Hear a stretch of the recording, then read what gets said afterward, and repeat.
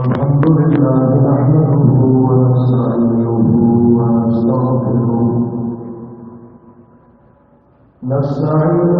ونستغفره ونؤمن به ونتوكل عليه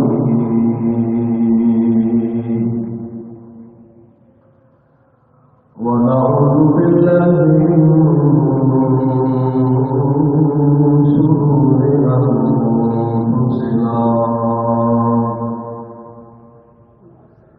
نعوذ بالله من شرور أنفسنا ومن سيئات أعمالنا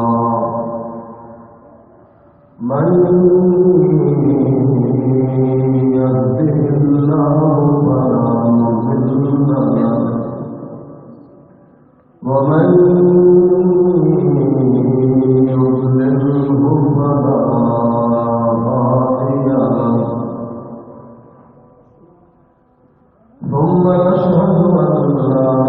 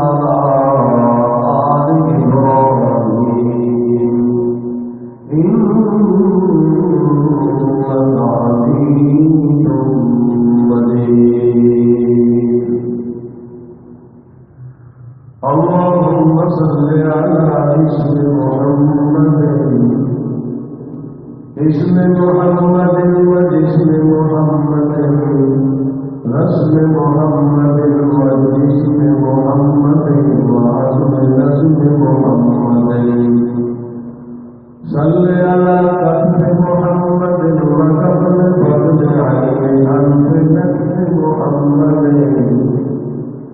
اللهم صل على أصل محمد أصل نسل فصل وفضل عقل نقل محمد اللهم صل على علاج بسعد معراج علاج ميقات محمد صل على جذور بذور محمد اللهم صل على محمد صل على حنين بدر محمد عشاء وفجر محمد ظهر وعصر محمد اللهم صل على محمد صل على محمد وعلى آل محمد جمل جمال محمد كمال محمد نوال محمد يوم وآل محمد اللهم صل على رمان افتخار اعتبار محمد اللهم صل على نور انوار محمد سر اسرار محمد علوم معراج محمد اللهم صل على تفضل تفضيل محمد حسن تحسين محمد صل على إكرام تكريم محمد صل على إبشار تبشير محمد اللهم صل على محمد وعلى آل محمد وبارك وسلم ثم صل عليه.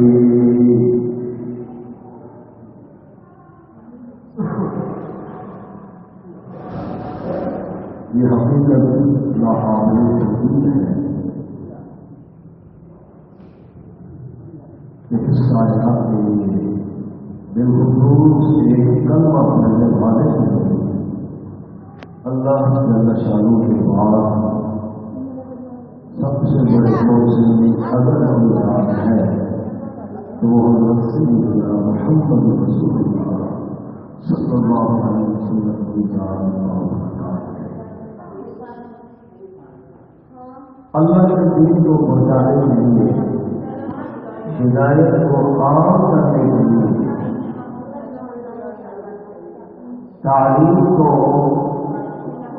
ہر ایک تک پہنچانے کے لیے مخلوق خدا کو دوزخ کے ابدی عذاب سے بچانے اور جنت کی ابدی نعمتوں کا مستحق بنانے کے لیے حضرت سیدنا محمد رسول اللہ صلی اللہ علیہ وسلم نے جو محنت کی اور جو مشقت اٹھائی ہے اس محنت و مشقت کا ہزارواں کروڑواں حصہ بھی کسی دوسرے مشرق کے اندر پایا نہیں جاتا ہے.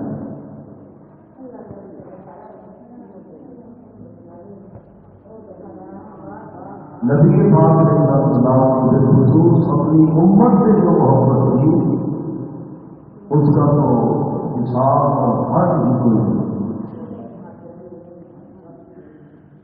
قرآن مجید میں اللہ تعالیٰ نے امت کے لیے جو میرے پیغمبر کی سینے میں درد اور طلب ہے اس کو بیان کرتے ہوئے فرمایا اللہ کا باغ اور نفسک اعلیٰ آسان علم یوگیوں کے حاضر حدیث کا سفر میرے پیغمبر ان کے پیچھے کڑ کر اپنے آپ کو ختم نہ کر دیں. علم یوگیوں کے حاضر حدیث کا سفر کہ یہ دین توحید تسلیم نہیں کرتے, اللہ کی وحدانیت اور ربوبیت کو تسلیم نہیں کرتے. اس فکر اور پریشانی میں کہیں آپ اپنے آپ کو ختم نہ کر دیں. اور ایک صحابی رسول میرے پیغمبر کی اس طرف اور درد کو بیان کرتا ہے. قال صلی اللہ علیہ وسلم دائم الفکرت متواصل الاحوال. نبی پاک علیہ السلام ہمیشہ متفکر اور پریشان رہتے ہیں.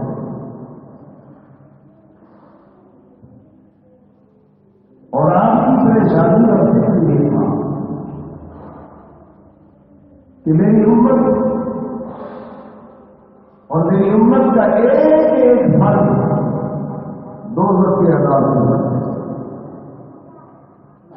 اور نبی پاک علیہ السلام کی اس محبت و مودت کا نظارہ قیامت کے دن بھی ہوگا جب لواء حق کے نیچے جگہ امت کو ملے گی. رسول اللہ صلی اللہ علیہ وسلم شفاعت فرما کر اپنے ساتھ جنت میں لے جائیں گے. یا امتی یا رب امتی کی فریاد کریں گے.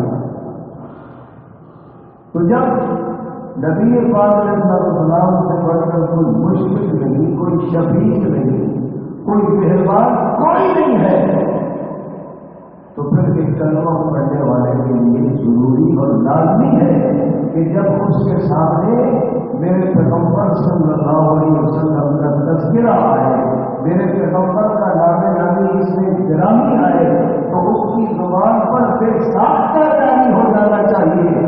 اللہم صلی علی محمد وعلی آل محمد کما صلیت علی ابراہیم وعلی آل ابراہیم انک حمید مجید. اللہم بارک علی محمد وعلی آل محمد کما بارکت علی ابراہیم وعلی آل ابراہیم انک حمید مجید. حضرت سیدنا عبد الرحمن بن عوف رضی اللہ تعالیٰ عنہ فرماتے ہیں, ایک جب رسول اللہ صلی اللہ علیہ وسلم ہمارے پاس بیٹھے تھے کہ اچانک آپ کو مدینے سے باہر تشریف لے گئے اور ایک بات میں جا پہنچا. فرماتے ہیں مجھے آپ سے کوئی ضروری مسئلہ پوچھنا تھا. نبی پاک علیہ السلام کے پیچھے میں ہو گئی. اس بات میں آپ پہنچے تو آپ سجدے میں گر گئے.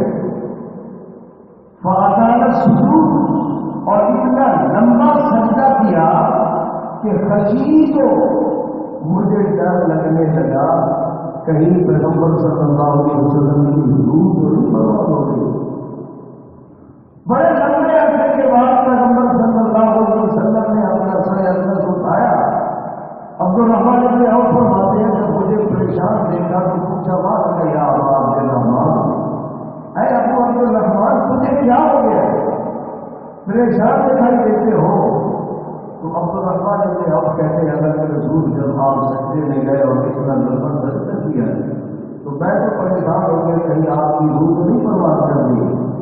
نبی پاک علیہ السلام نے فرمایا میں نے اتنا لمبا سجدہ اس لیے کیا کہ اللہ کریم نے میری امت پہ ایک احسان کیا ہے, اس احسان کے شکرانے میں اتنا لمبا سجدہ کیا. حضرت عبد الرحمن بن عوف فرماتے ہیں میں نے پوچھا اللہ کے رسول وہ کون سا احسان آپ کی امت پر اللہ نے کیا ہے؟ تو پیغمبر صلی اللہ علیہ وسلم نے فرمایا احسان یہ کیا ہے. اللہ فرماتے میرے پیغمبر آپ کی امت سے جو بندہ مجھ پہ ایک دفعہ درود پڑے گا میں اس پہ رحمت نازل کروں گا. آپ کی امت سے جو بندہ مجھ پر سلام پڑے گا, آپ پر سلام پڑے گا, میں اس پر سلام نازل کروں گا. اور ایک روایت میں آپ نے فرمایا اللہ فرماتے میرے پیغمبر آپ کی امت میں سے اگر کوئی بندہ آپ پر ایک دفعہ درود پڑے گا تو میں 10 بار اس پہ رحمت نازل کروں گا, اس کی 10 غلطیاں معاف کر دوں گا, اس کے جنت میں 10 درجے بلند کر دوں گا.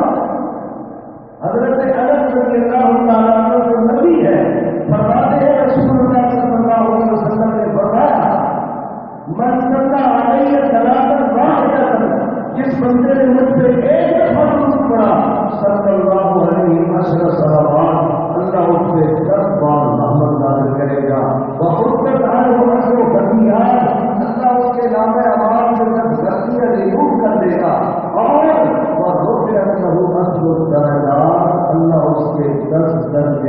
بلند کر دے گا. تو درود پڑھنے میں بڑی فضیلت ہے، بہت بڑی نیکی ہے درود پڑھنا. اللہ ہم سب کو نصیب فرمائے. دیکھیں ہم نے چاہتے کہ یہ چاہتا ہے کہ اسے قیامت کے دن رسول اللہ صلی اللہ علیہ وسلم کا قرب نصیب ہو. آپ سب چاہتے ہیں اللہ سب کو رسول اللہ صلی اللہ علیہ وسلم کی اٹھ بیٹھ کے نصیب فرمائے.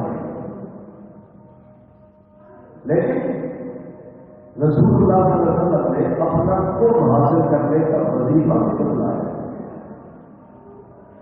آپ نے جب استفسار کیا گیا اور پوچھا گیا من اسعد الناس بشفاعتک یا رسول اللہ، من اول الناس یوم القیامت یا رسول اللہ.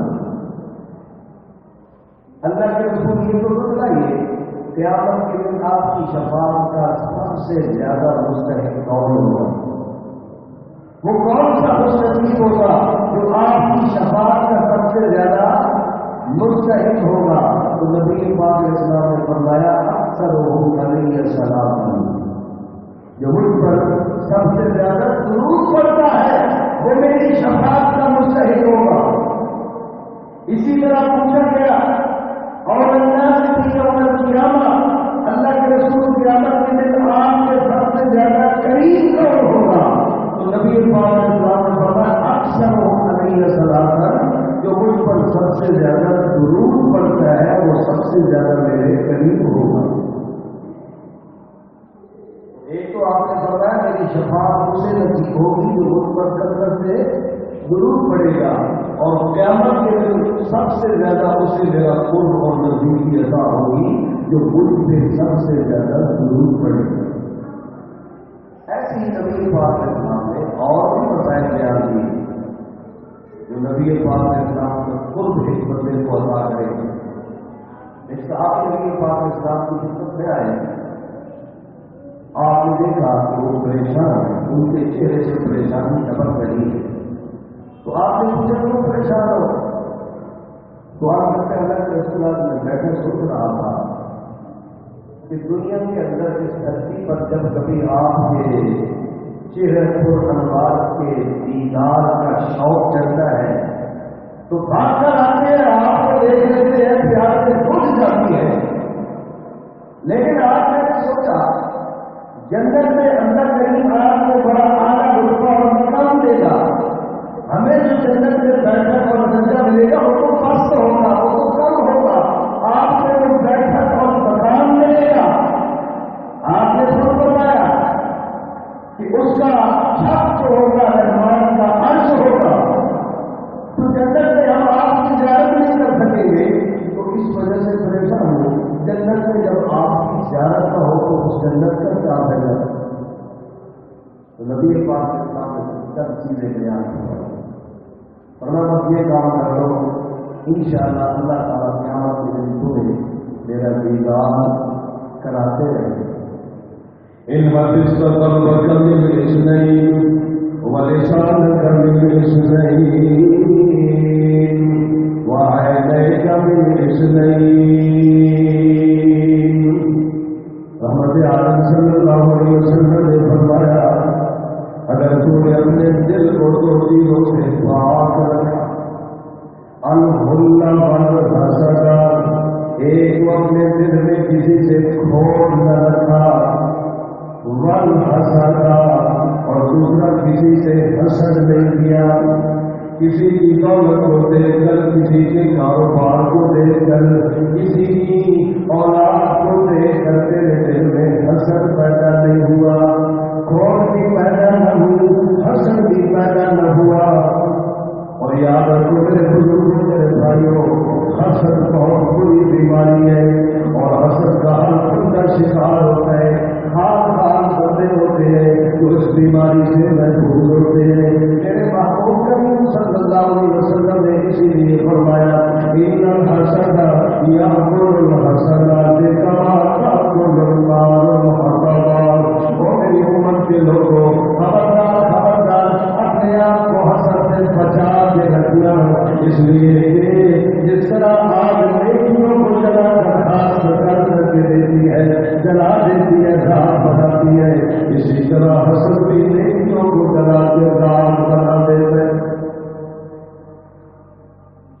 بچے میرا بچہ نہیں اپنے آپ کو. حسد سے ہوتا کیا ہے؟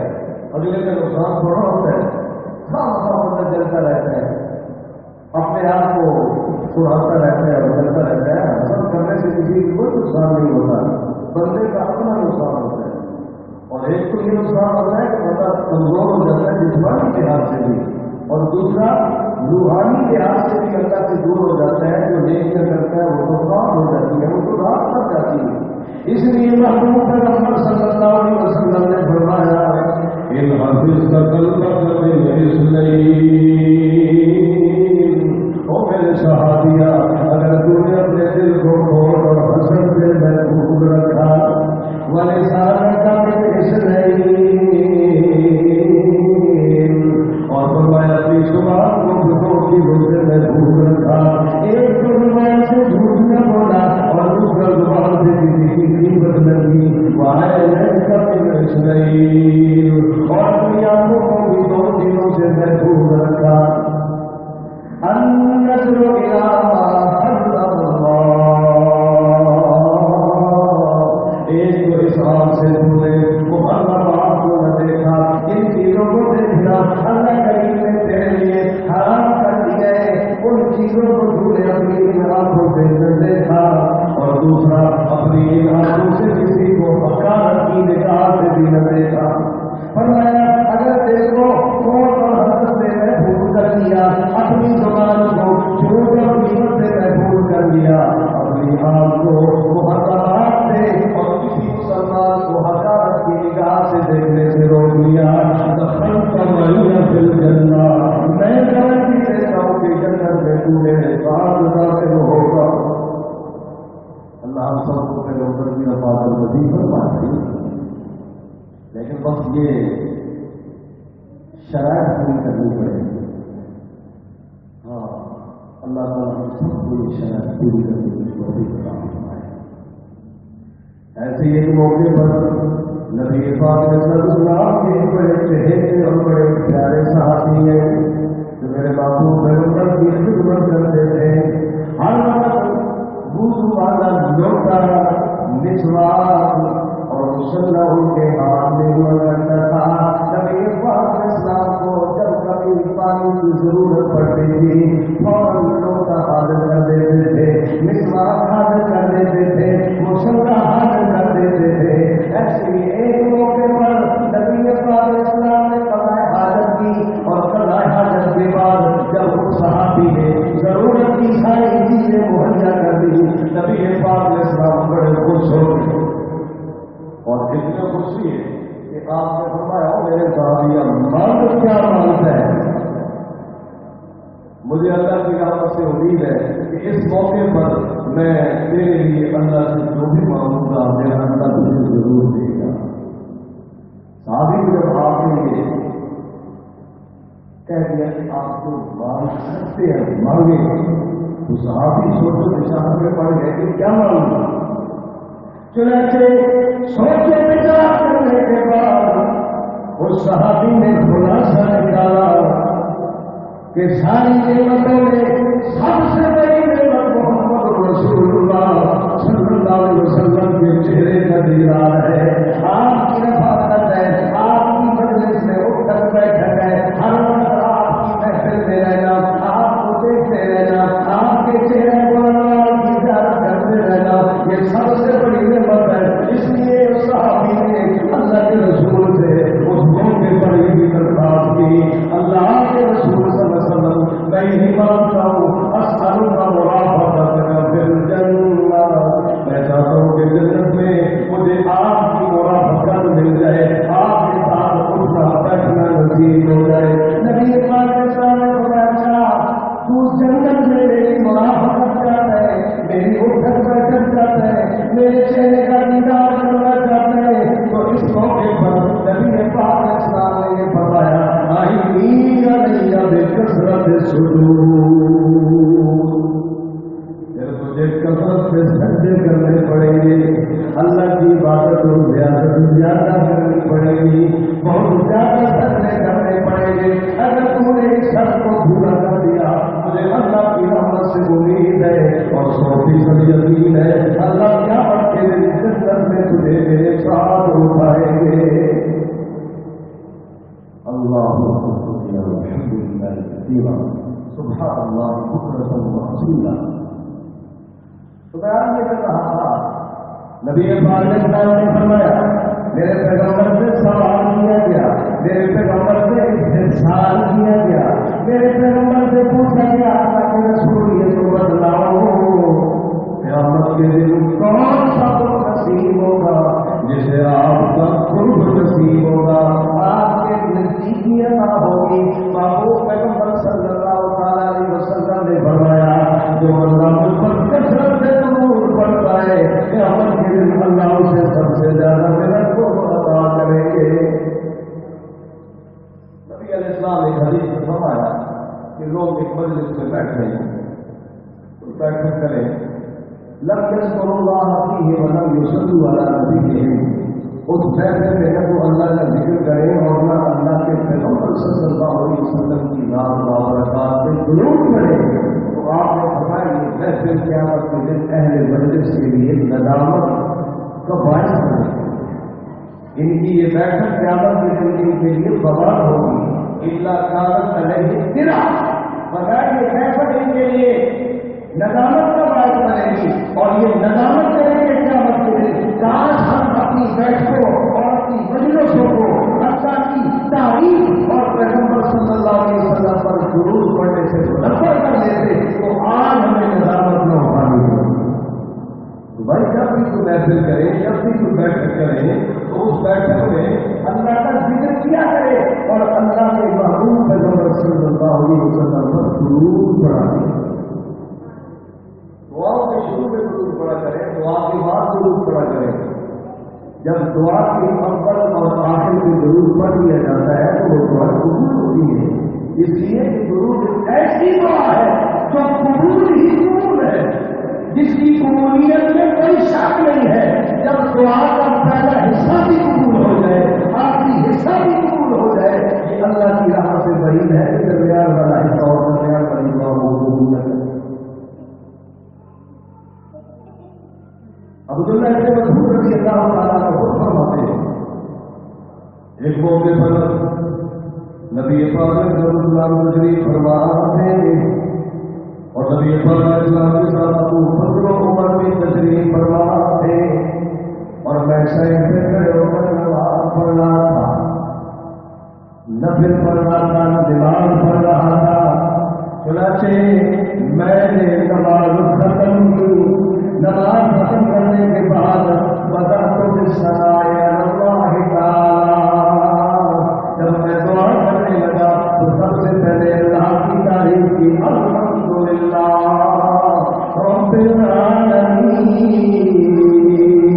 ثم بدأت بالثناء علی النبی, پھر میں نے نبی پاک علیہ السلام کی ذات بابرکات پر درود پڑھا. پہلے اللہ کی حمد و ثنا کی, پھر پیغمبر پر درود پڑھا, پھر میں نے دعا مانگنی شروع کر دی. نبی پاک میرے سمجھ کو دیکھ رہے تھے. آپ نے جب دیکھا کہ پہلے میں نے اللہ کی تعریف کی, پھر آپ پر درود پڑھا, پھر دعا شروع کر دی. آپ نے فرمایا مسعودہ سال کو کہو, سال کو کہو, اب جو مانگتا ہے مانگنا تیرا کام ہے, تیری بھولوں کو بھر دینا رب کا کام ہے.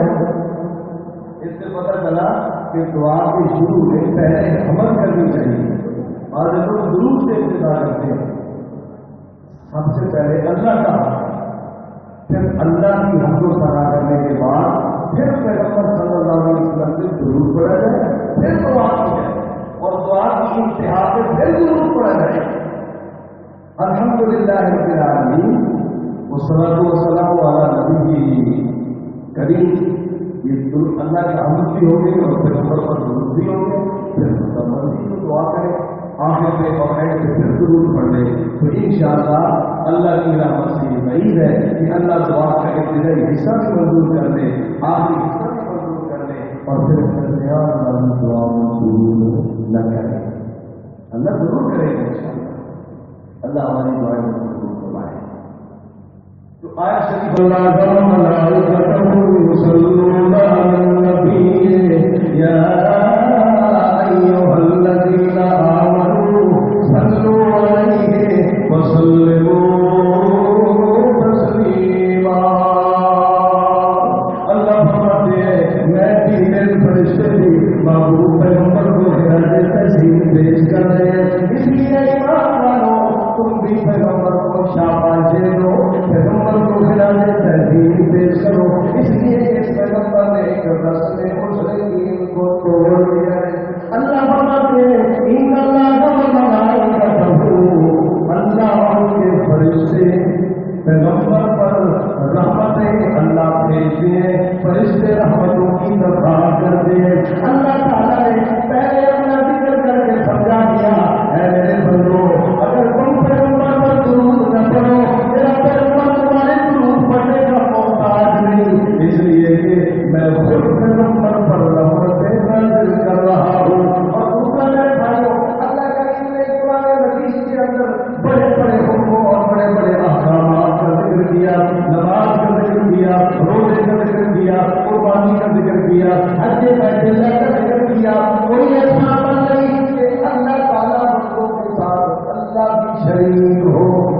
ہم نماز پڑھتے اللہ نماز نہیں پڑھتے، ہم زکات دیتے اللہ زکات دینے سے پاک ہے، ہم صدقہ کرتے اللہ کی صدقہ کرنے سے پاک ہے، وہ قربانی سے پاک ہے، وہ حج سے پاک ہے. کوئی ایسا عمل نہیں جس عمل میں بندوں کے ساتھ اللہ کی شریک ہو. یہ صرف اور صرف درود شریف کو احکام ہے کہ اس عمل میں بندوں کے ساتھ قدرت العالمین بھی شریک ہے. ان اللہ وملائکتہ یصلون علی النبی یا ایھا الذین آمنوا صلوا علیہ وسلموا. اللہ نے حکم دیے درود بھی پڑھو سلام بھی بھیجو. اہل بدعت کہتے ہیں ہم جو درود پڑھتے ہیں اس میں درود بھی ہے سلام بھی ہے، لہذا ہمارا درود افضل ہے. الصلاۃ والسلام علیک یا رسول اللہ وسلم علیک یا نبی اللہ. اس میں درود کا بھی ذکر ہے، اس میں سلام کا بھی ذکر ہے، لہذا ہمارا درود قرآن کی منشا کے مطابق ہے، ہمارا درود افضل ہے. جھگڑا ہو گیا ہم کہتے ہیں درود ابراہیم افضل ہے، وہ کہتے ہیں ہمارا درود افضل ہے. اور قرآن نے ہمیں اصول دیا ہے کہ جب تمہارا آپس میں تنازع ہو جائے جھگڑا ہو جائے تو جھگڑے کے تسکیے کے لیے اللہ کی کتاب اور حدیث سے جھگڑا حل کراؤ. صحیح تنازع تم فی شیء فردوہ الی اللہ، اللہ کی طرف اللہ کی کتاب سے اس جھگڑے کا فیصلہ کراؤ، اللہ کے رسول کی سنت سے جھگڑے کا فیصلہ کراؤ. چنانچہ یہ جو جھگڑا ہو گیا اس جھگڑے کا فیصلہ قرآن و حدیث سے کرواتے ہیں. صحیح حدیث کے اندر آتا ہے اس وقت یہ آیت نازل ہوئی ان اللہ وملائکتہ یصلون علی النبی یا ایھا الذین آمنوا صلوا علیہ وسلموا تسلیما. صحابہ کرام نے نبی پاک علیہ السلام سے استفسار کیا، پوچھا اللہ کے رسول ان اللہ اللہ پاک نے یہ تو ہمیں تعلیم دے دی کہ ہم آپ پر سلام کیسے بھیجیں. ہم نماز میں السلام علیک ایھا النبی ورحمۃ اللہ وبرکاتہ پڑھ کر پیغمبر پر سلام کو بھیج دیتے ہیں. پیغمبر پر سلام کرنے کا طریقہ تو ہمیں معلوم ہو گیا. کیف نصلی علیک، اللہ کے رسول کو یہ بتلا دو کہ ہم آپ پر درود کیسے پڑھیں. سنیے میرے پیغمبر نے جواب دیا اور میرے پیغمبر کے جواب دینے کے بعد میرے پیغمبر کی قرآن کی تفسیر کرنے کے بعد کسی کی تفسیر کی پھر کوئی گنجائش نہیں، کسی کی بطولوں کی پھر کوئی گنجائش نہیں. آپ نے فرمایا تو وہی درود پڑھا کرو جو نماز میں پڑھتے ہو، یعنی درود ابراہیم پڑھا کرو. اس سے پتہ چلا میرے بھائی وہ میرے بھائی وہ میرا بھولا بھائی وہ میرا بھٹکا ہوا بھائی درود ابراہیم پڑھنا سب سے افضل ہے. پیغمبر نے جب سے افضل قرار دیا ہے وہ کون ہے جو کہتے ہیں کہ ہمارا درود افضل ہے؟ یہ تیرا درود کوئی پیغمبر سے تو ثابت نہیں، یہ تو ہے تو ان اللہ وملائکتہ یصلون علی النبی، میں آج یہ کر رہا تھا میرے بزرگوں میرے بھائیوں، درود پڑھنا ایک ایسا عمل ہے جب بھی کوئی بندہ درود پڑھے قبول ہی قبول ہے۔ اور ہمارے پاس خدا کی قسم دو ایسے تحفے اللہ کے رسول کی وساطت سے ہمیں ملے۔ ایک تحفہ ہے قرآن مجید۔ نبی پاک علیہ السلام نے فرمایا ایک بندہ قرآن مجید سیکھنے سکھانے کی وجہ سے ذکر اذکار سے رہ جاتا ہے، دعائیں نہیں کر سکتا، اس لیے کہ قرآن پڑھ رہا ہے، قرآن سیکھ رہا ہے، قرآن حفظ کر رہا ہے، اس کے بعد چاہے نہیں بچتا وظیفے پڑھے، اس کے بعد چاہے نہیں بچتا نفل پڑھے، اس کے بعد چاہے نہیں دعائیں کرے۔ میرے باپ نے فرمایا جو قرآن کی وجہ سے ذکر اذکار وظیفوں نفلوں سے رہ جائے، اللہ قرآن سیکھنے کی وجہ سے بغیر نفل پڑھے اس کے کھاتے میں ثواب لکھ دیتا ہے۔ اللہ تعالیٰ بغیر دعا کیے اس کے لیے ساری ضرورتیں پوری کر دیتا ہے۔ تو ایک قرآن ہے، قرآن کی تعلیم، قرآن کی تلاوت کو لازم پڑھیے، اور دوسرا درود ہے۔ خدا کی قسم ہم قرآن پڑھیں اور درود پڑھیں، ہمارا کوئی غم نہ رہے، اللہ سارے غم ختم کر دے۔ حضرت عبداللہ اور بلکہ نے کہا انہوں نے یہی پوچھا تھا اللہ کے رسول میں اپنے سارے کام کا جو حصہ ہے آپ پر درود کے لیے وقف کرتا ہوں، میرے پاس جتنا بھی سارے وقت بچے گا میں اس وقت میں آپ پر درود پڑھتا رہوں گا۔ میرے محبوب نے پھر فرمایا تھا اذا تخفى همك وتغفر لك ذنبك۔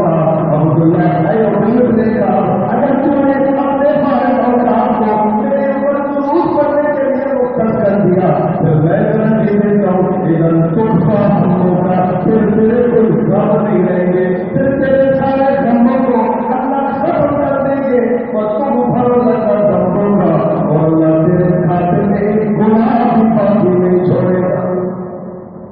اس لیے قرآن مجید اور درود یہ بڑے عظیم تحفے ہیں بھائی، قدر کیجیے، قرآن پڑھنے کو بھی معمول بنا لیجیے، نبی پاک اسلام پر درود پڑھنے کو بھی ہر وقت معمول بنا لیجیے۔ میرے پیغمبر میرے محبوب پیغمبر اللہ کے بعد اس کائنات اور بندوں کو انسان کے لیے سب سے بڑے محسن ہیں۔ آپ سے بڑھ کر کوئی محسن نہیں، کوئی شفیع نہیں، کوئی مشفق نہیں ہے۔ میرے پیغمبر نے اپنی اس امت کو جہنم کی آوازی عذاب سے بچانے کے لیے اور جنت کی اللہ کی نعمتوں کا مستحق بنانے کے لیے جو محنت کی ہے، جو مشقت اٹھائی ہے، اور آپ کی قسم میرے پیغمبر کی اس محنت اٹھائی ہوئی اور مشقت کی ہوئی کا ہزارہ بلکہ کروڑوں ایسا بھی کسی دوسرے دوسرے کے اندر نہیں پایا جاتا ہے جو میرے پیغمبر نے اپنی امت کے لیے محنتیں کی ہیں، جو مشقتیں اٹھائی ہیں۔ دنیا کے اندر نہیں، قیامت کے دن بھی اپنی امت کے ساتھ محبت کا نظارہ قیامت امت کرے گی، جب رب امتی کی فریاد کریں گے، جب شفاعت فرما کر اپنے ساتھ جنت میں لے جائیں گے۔ اللہ سے دعا ہے اللہ ہمیں محبوب پیغمبر کا صحیح معنوں میں سچا سچا اور خاص تابعدار بنائے اور پیغمبر پر کثرت سے درود پڑھنے کی توفیق عطا فرمائے۔ باقی الحمد للہ۔